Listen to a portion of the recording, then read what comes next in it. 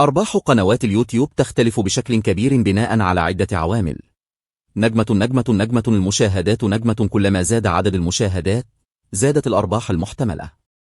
نجمة نوع المحتوى. بعض أنواع المحتوى تجذب معلنين يدفعون أكثر، مثل المحتوى التعليمي أو المالي.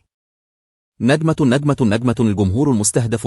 الجمهور في دول معينة يكون أكثر قيمة للمعلنين.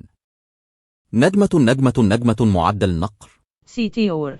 ونسبة المشاهدة. كلما زادت التفاعلات زادت الأرباح.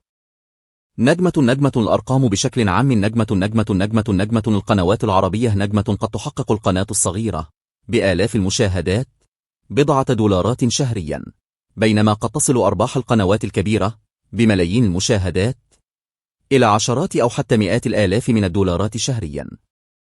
متوسط الأرباح قد يتراوح بين $1 و3 دولارات لكل 1000 مشاهدة.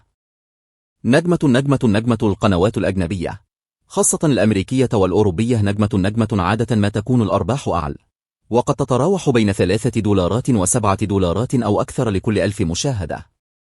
نجمة مثال. قناة عربية تحقق 100,000 مشاهدة شهريا قد تربح ما بين $100 و300 دولار، بينما قناة أجنبية بنفس عدد المشاهدات قد تربح ما بين $300 و700 دولار أو أكثر. نجمة ملاحظة مهمة. هذه الأرقام تقديرية وتختلف بشكل كبير من قناة إلى أخرى.